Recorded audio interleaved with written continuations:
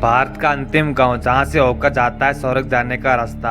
आज हम आपको उसी गांव के बारे में बताएंगे कुछ रोचक तथ्य। यह गांव उत्तराखंड में पड़ता है जिसका नाम है माणा गांव। यह गांव भारत और तिब्बत की सीमा से लगा हुआ है।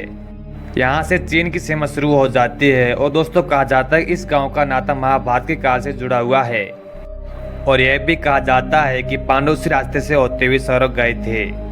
इस गांव का पौराणिक नाम है मणिभद्र। यह गांव सरस्वती नदी के किनारे बसा हुआ है। बहुत ही सुंदर गांव है। माणा समुद्र तल से लगभग 10,000 फीट की ऊंचाई पर बसा हुआ है।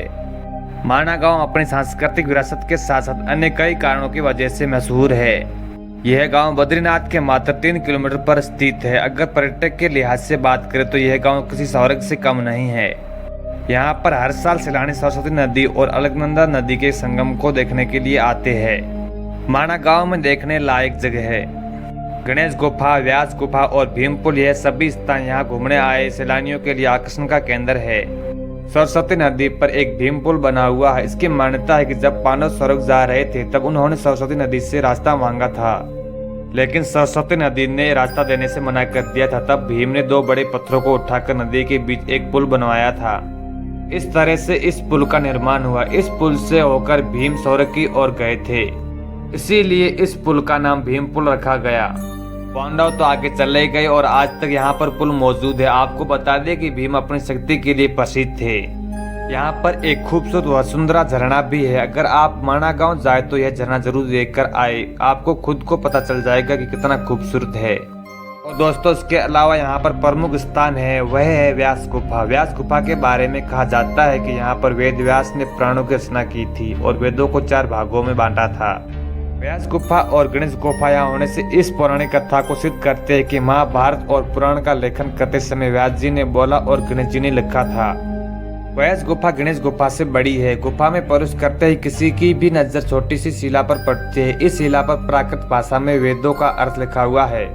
भारत की आखिरी चाय की दुकान। जी हाँ, इस बोर्ड पर यह भी लिखा हुआ है कि इसे देखकर हर सैलानी और तीर्थयात्री इस दुकान में चाय पीने के लिए जरूर रुकता है। इस दुकान में आपको साधारण चाय से लेकर माणा में पी जाने वाली नमकीन गर्म चाय, वन तुलसी की चाय आदि भी मिल जाएगी।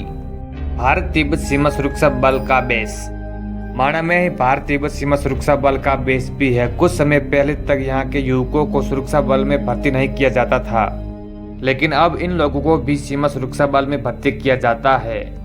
कोऑपरेटिव सोसाइटी से इन्हें हर महीने में राशन मिलता है। सभी के घरों में बिजली है और सभी को गैस कलेक्शन भी दिए जाते हैं। नीलकंठ चोटी। माणा गांव में नीलकंठ चोटी है जो कि समुद्र तल से 6,597 मीटर की ऊंचाई पर स्थित है। इस चोटी को गढ़वाल की रानी के नाम से भी संबोधित किया जाता है। इस चोटी को यहाँ से आने वाले पर्यटक बद्रीनाथ को भी देख सकते हैं। तप्त कुंड। दोस्तों तप्त कुंड एक ऐसा कुंड है जिसमें 12 महीने सिर्फ गर्म पानी ही निकलता है। माना जाता है कि इस कुंड के पानी से जो लोग एक बार स्नान कर लेता है उसकी सभी त्वचा का बीमारियां दूर हो जाती है। इस कुंड पर हमेशा ही यहाँ आने वाले पर्यटकों का जमावड़ा लगा रहता है। ट्रैकिंग एडवेंचर स्पोर्ट्स के माणा गांव परफेक्ट है। यहाँ आने वाले पर्यटक यहाँ ट्रैकिंग का भरपूर लुत्फ उठा सकते हैं। तो दोस्तों माणा गांव की जानकारी आपको कैसी लगी है? अगर अच्छी लगी है तो लाइक और कमेंट जरूर करें। और दोस्तों ऐसे ही वीडियो के लिए हमारे चैनल को सब्सक्राइब कर देना। तब तक के लिए बाय, मिलते हैं नेक्स्ट वीडियो में। जय हिंद, जय भारत।